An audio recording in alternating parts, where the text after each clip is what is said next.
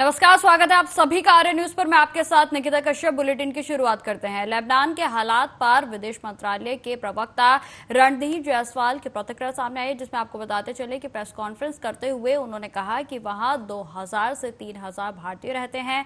हमारा दूतावास लगातार उनके संपर्क में है। हमने कोई ट्रेवल एडवाइजरी जारी नहीं की हुई है, लेकिन हमने अपने लोगों को हमारे दूतावास के संपर्क में रहने की सलाह दी है। आगे उन्होंने क्या कुछ कहा, आप सुनिए। को लेके आपका सवाल, उस पे हमारे जो दूतावास है बेरूट में, उन्होंने एक एडवाइजरी जारी किया है। वहाँ पर हमारे काफ़ी भारतीय नागरिक रहते हैं, काम करते हैं, प्रोफेशनल्स हैं। मुझे मेरा जो इन्फॉर्मेशन है उसके हिसाब से करीबन 2 से 3 हज़ार लोग हमारे लोग हैं, और हम लोग की एम्बेसी जो है उनसे लगातार संपर्क बनाए हुए हैं।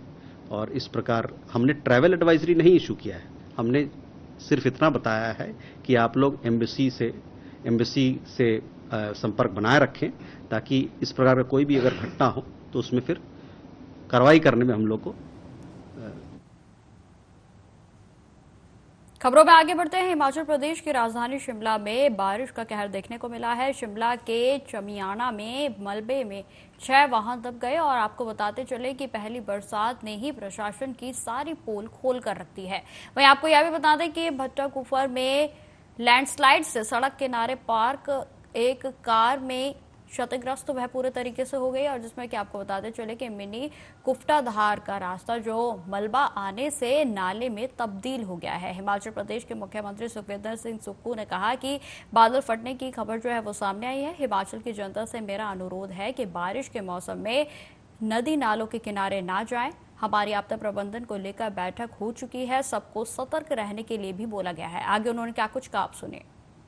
है कि कुनिहार जैसे एरिया में भी बादल फट रहे, और चौपाल में भी कल बड़ा नेरबा के पास नुकसान हुआ है।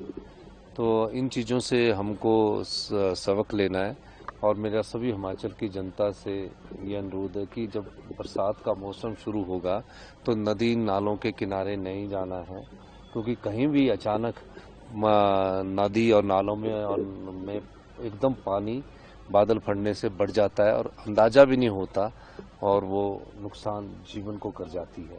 तो हम इस बारे में हमने एहतियात बरतने की मैं जनता से अपील करता हूँ।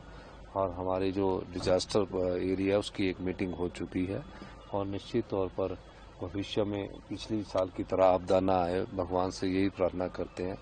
और सारी चुनौतियों का सामना करने के लिए हमने दिशा निर्देश दे दिए। सब फील्ड स्टाफ को बोला गया, सभी और हाँ, सबको बोल दिया गया, सबको एक्टिव रहने के लिए बोल दिया गया, और मैं खुद इसका जायजा भी लेता हूँ। धन्यवाद। लॉ एंड ऑर्डर की भी आई है। निश्चित तौर पर एक घटना बिलासपुर में घटी या कहीं हुई है, हमने तो कहा कि कानून के तहत अपना काम करेंगे, और ऐसी घटनाओं का सरकार निंदा भी करती है, चाहे वो किसी भी पार्टी से जुड़े कोई लोग क्यों ना हो। गलत बात गलत है। हम इस प्रकार की वारदात को हिमाचल प्रदेश में सहन नहीं होने देंगे।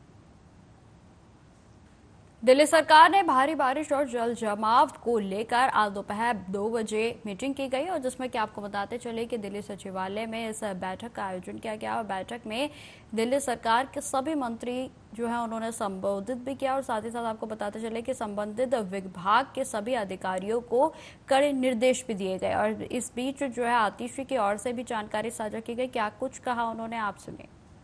देखिए, लास्ट ट्रेन तक हमने तकरीबन 200 हॉटस्पॉट्स आइडेंटिफाई किए थे। इसमें से 40 हॉटस्पॉट्स पीडब्ल्यूडी की रोड्स पे हैं, जो हमारे पीडब्ल्यूडी द्वारा सीसीटीवी कैमरा की भी मॉनिटरिंग में रहते हैं।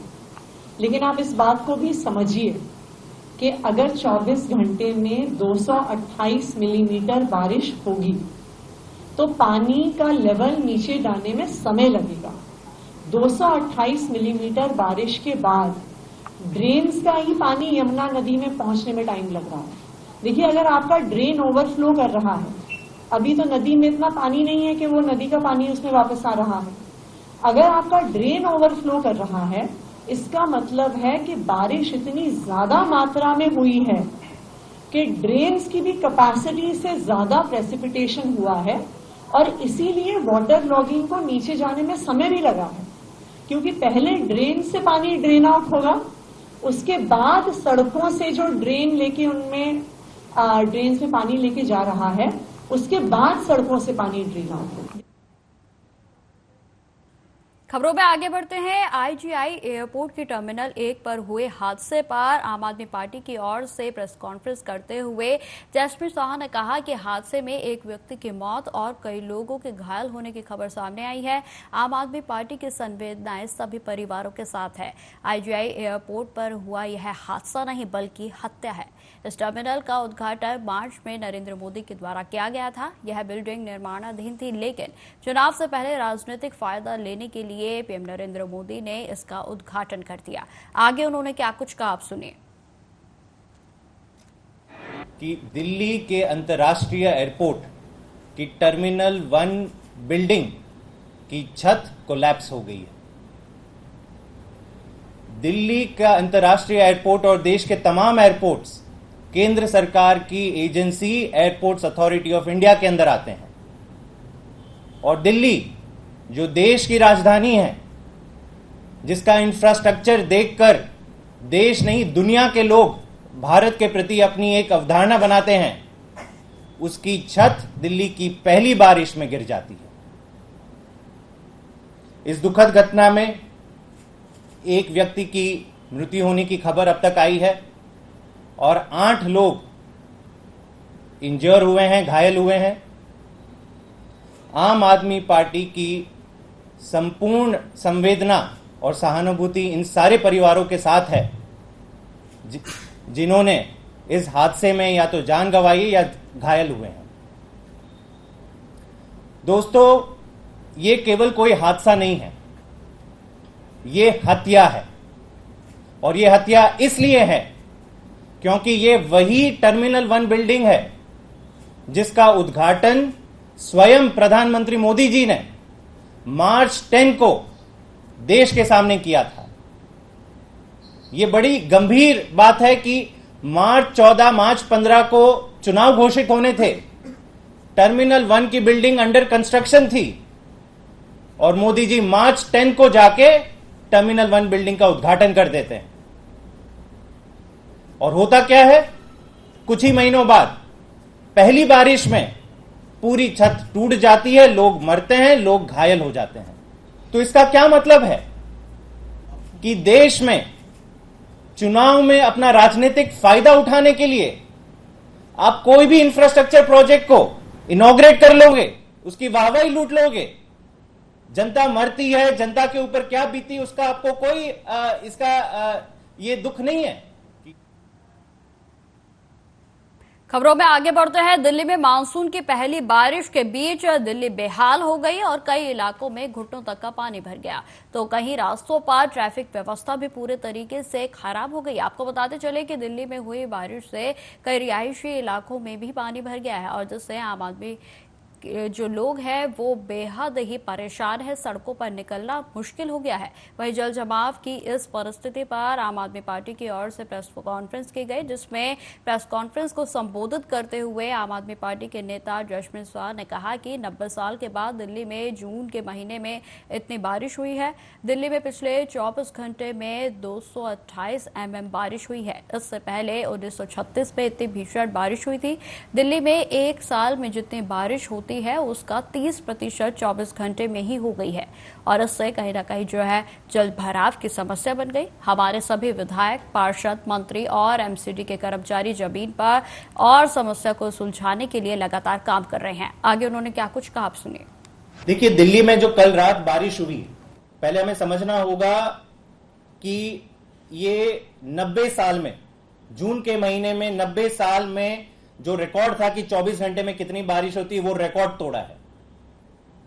पिछले 24 घंटे में सफदरजंग का जो स्टेशन है, वेदर स्टेशन, उसमें पाया गया है कि 24 घंटों के अंदर 228 mm की बारिश 24 घंटे के अंदर दिल्ली में हुई है।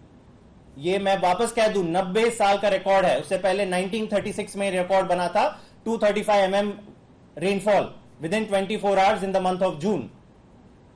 कुल दिल्ली में एक साल में लगभग 780 मिलीमीटर की बारिश होती है। मतलब एक साल में जितनी बारिश होती है उसका लगभग 30% बारिश कल रात को दिल्ली में हुई है। तो स्वाभाविक है कि कुछ कुछ जगह पे वाटर लॉगिंग होगी। दिल्ली सरकार के तमाम अधिकारी, हमारे मंत्री, हमारे एमएलएज, हमारे पार्षद सारे जमीन पर हैं। पूरी कोशिश कर रहे हैं कि जहां जहां वाटर लॉगिंग हुई है, जहां जहां ड्रेन्स ओवरफ्लो हुए हैं, जो ड्रेन्स की डिजाइन कैपेसिटी है, जो अब तक कभी ओवरफ्लो नहीं हुए थे, वो ओवरफ्लो हुए, उनको तुरंत उनकी समस्या का हल किया जाए। और पिछले 2-3 महीनों में लगातार आम आदमी पार्टी की दिल्ली सरकार मॉनसून की तैयारी के लिए सारे काम करती आई है। मैं आपको बता दूं, 200 के करीब वाटर लॉगिंग हॉटस्पॉट्स हुआ करते थे पिछले साल तक दिल्ली में। उसमें और वाटर लॉगिंग हॉटस्पॉट पिछले साल के फ्लड्स और मॉनसून रेन्स को ध्यान में रखते हुए सारे डेटा का इंस्पेक्शन करके उनको हमने करीबन 300। नीट के मुद्दे पर सदन में हुए शोर के बीच लोकसभा कार्यवाही दिन भर के लिए स्थगित कर दी गई। वहीं आपको बताते चले कि केंद्रीय शिक्षा मंत्री धर्मेंद्र प्रधान ने कहा कि सरकार किसी भी प्रकार की चर्चा के लिए तैयार है, लेकिन सब मर्यादा के तहत होना चाहिए।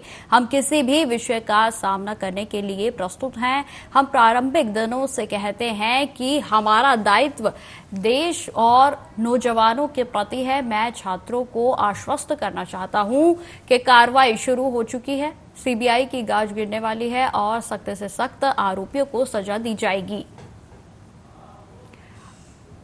धर्मेंद्र प्रधान वाली चलाना पहले।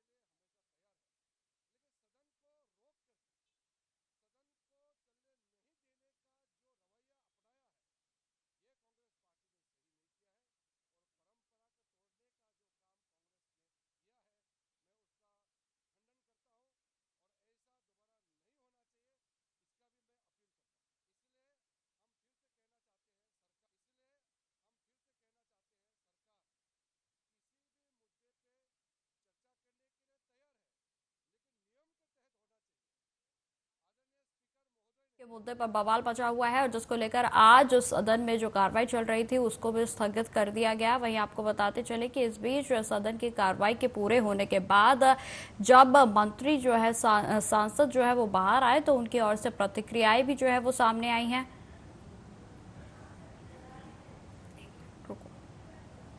बोलूं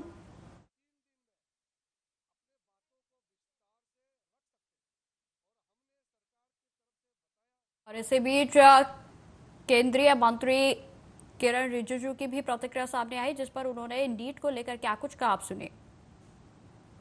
हम फिर से कहना चाहते हैं, सरकार किसी भी मुद्दे पे चर्चा करने के लिए तैयार है, लेकिन नियम के तहत होना चाहिए।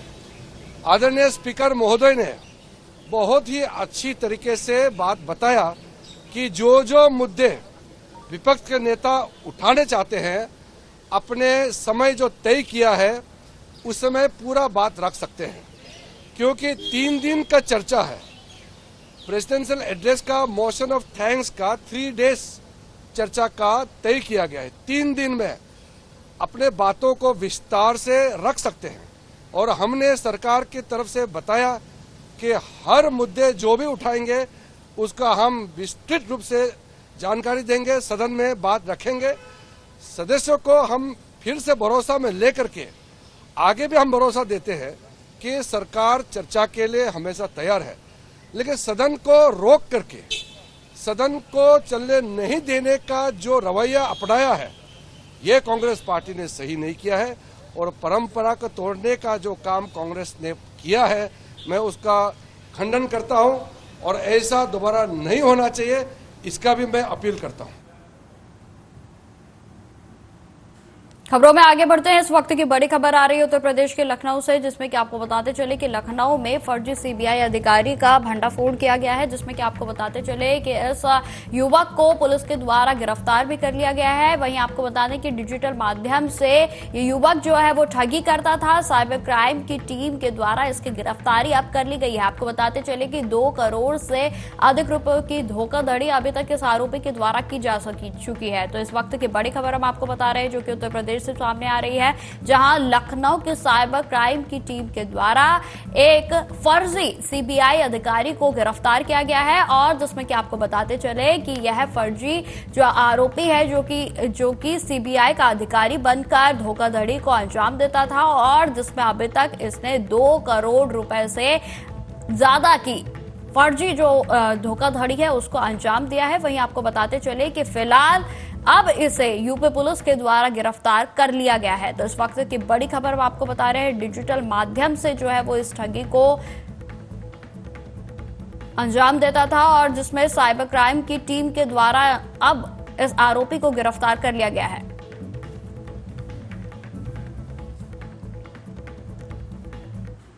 खबरों में आगे बढ़ते हैं। दिल्ली एनसीआर में हुई बारिश की वजह से आज सुबह इंदिरा गांधी इंटरनेशनल एयरपोर्ट की टर्मिनल 1 पर पार्किंग की छत गिर गई थी, जिससे हादसा हो गया। आपको बताते चले कि इस हादसे में कार में बैठे एक कैब ड्राइवर की मौके पर ही मौत हो गई, जबकि 8 लोग घायल बताए जा रहे हैं, और घायलों का इलाज वेदांता अस्पताल में चल रहा है।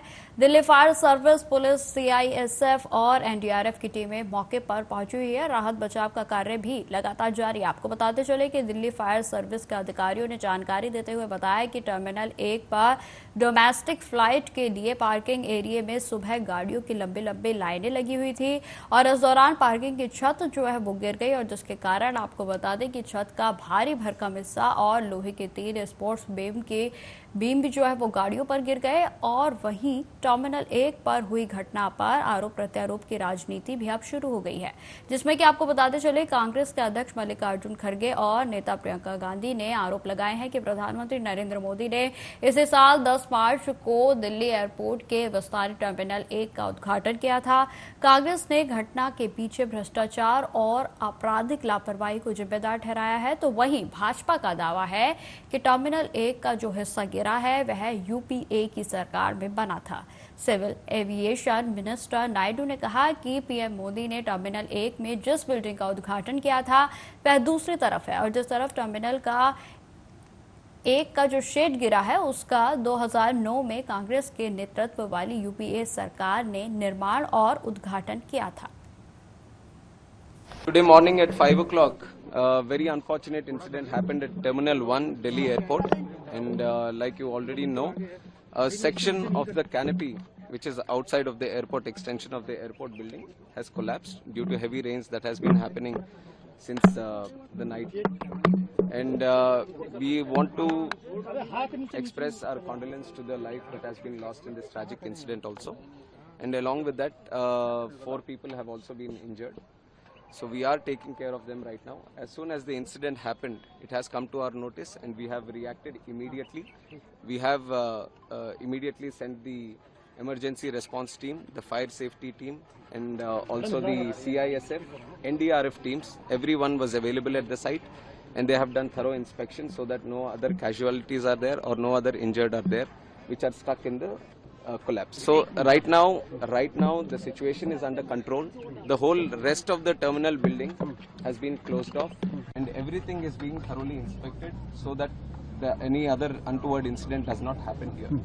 And regarding the flights that are supposed to be operating from T1, we have informed. बड़ी अफसोसनाक बात है ये, और हम उम्मीद करते हैं कि DGCA इसका नोट लेगा और ये क्यों हुआ, कैसे हुआ, इसका फौरन देश को बताने की जरूरत है। देखिए, G20 प्रधानमंत्री ने कहा मंडपम बनाया, अब मंडपम बनाने के बावजूद भी पानी रुका हुआ है, तो इससे अंदाजा हो सकता है कि ये जो जितने ऑप्टिक्स के लिए काम किए जाते हैं ना, इसका नतीजा ही निकलता है। आपको बुनियादी काम करने की जरूरत है।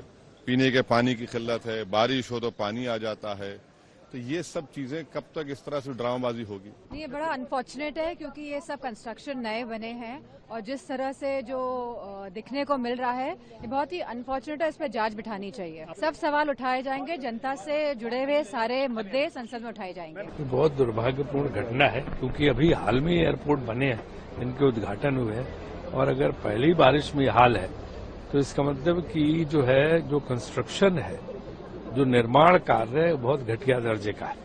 इसलिए जो है सरकार को तुरंत कार्रवाई करनी चाहिए। जो लोग इसमें इन्वॉल्व उनको सख्त दंड देना चाहिए और यात्रियों की सुरक्षा का प्रबंध करना चाहिए। देखिए तो जो सब है नीट वगैरह की समस्याएं उनको लोग उठाएंगे और उसके अलावा आगे राष्ट्रपति के भाषण में धन्यवाद प्रस्ताव पर चर्चा भी होगी। देखिए मेरा मानना है कि राष्ट्रपति और स्पीकर ये सब संवैधानिक पदों पर आसीन लोग होते हैं, इनको राजनीतिक विवादों में तो फिलहाल इस बुलेटिन में इतना ही। देश दुनिया की तमाम खबरों की जानकारी के लिए बने रहें हमारे साथ। नमस्कार।